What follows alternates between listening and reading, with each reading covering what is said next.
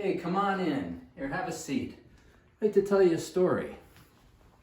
I think you'll find the story both interesting and perhaps even a little profound by the end of it. So I want to take you back 48 years to 1972. 1972, I was 12, and I was about to enter middle school. So it's school for grades 7 and 8. And first year, me going to the school, of course. And it was a long walk to get to the school. It was way further than my public school. And because of that, they were drawing, or evidence of that, is they were drawing from a very large area to fill the grade 7 and 8 school. And by the time I got there and started getting into classes and such, I realized that I only knew about 10% of the people. And everybody else was from all different areas of that part of where I grew up. So I decided that I wanted to go out for the soccer team. Now the school had one soccer team. And you gotta remember, I'm 12, and this is just the beginning of ambition is starting to well up in my body. You know, once you're 11 and 12, your testosterone starts to build. And I was starting to feel it. I wanted to prove myself a little bit, let's say. So the soccer team had tryouts. And the school had one soccer team, and I was the only grade 7 who was trying out for that team. Everybody else was in grade 8. I was kind of a small kid. I would have been, height-wise, I was okay. Maybe I was 5'4" or something in those days. But I would have weighed 110 pounds. Skinny. Pretty good athlete, but weak, really weak. So our coach was Mr. Brown, and Mr. Brown was a Scottish guy. And he was 6 foot tall, and you can kind of picture him in your mind. He had that Adidas tracksuit, with the 3 stripes, the top and the bottom. He had the whistle around his neck, and he was a strapping guy. I'm gonna guess he was about 32, let's say. So we had our first tryout, and it's late September. The field is wet. It's kind of cold outside, and there I am. And there's all these big guys. If you think back to grade 7 and 8, we're all growing at different speeds.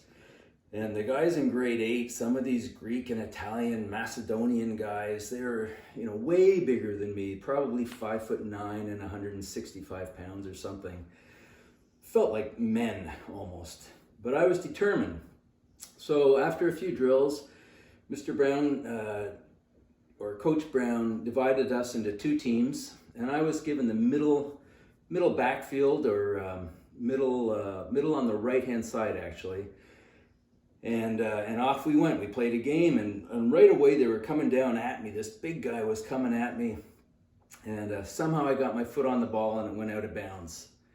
So they threw it in again back to the big guy, and I was covering him, and he got past me, but somehow I was able to catch up and just kind of slide and kick the ball out of bounds. Of course, I'm on the ground and he's standing. Then they throw it in again, and a similar thing. We're sort of fighting for it. I'm getting kicked in the shins, got my foot on a little bit, out of bounds. And then it happens again. They throw it in. This time I'm able to get the ball, and I go to kick it upfield. Hits our own player out of bounds. I'm getting frustrated. I'm getting a little bit angry. They throw it in again. Same thing happens. I'm getting knocked down, but somehow I'm keeping them from getting past us. But I feel like I'm doing a terrible job because I just can't get control of the ball and I can't get it up the field. Well, this goes on, and I'm not kidding. It was 5, 6, 7 times out of bounds, in bounds, and I'm involved in every play. And suddenly, Mr. Brown blows the whistle and he goes, "Stop! You're terrible. You're playing like a bunch of girls. You're just standing around. You're not moving. We're not going to win, lads. We're going to lose every single game." So I've got my head down. I'm going, yeah, I'm crappy. Jeez. And feeling kind of bad. And then he says, "You're all terrible except for one of you. And that's young Smithy over there. He gets knocked down. He gets back up. He gets knocked down. He gets back up again. He gets knocked down. He gets back up. You'd all be a lot better if you play a little bit more like Smithy." So this was shocking. Smithy, I'm going, me? That's the first time anyone had ever called me Smithy, and that's where the name of this channel comes from. And I'm like, me? And I'm kind of dumbfounded, full of dirt and grass stains and sweat. And now all the other guys are looking at me with respect and admiration. And I went on to make that team, and I scored a big goal in the championship game, which we won. And then the next year, I was the captain of the team and we won the championship again.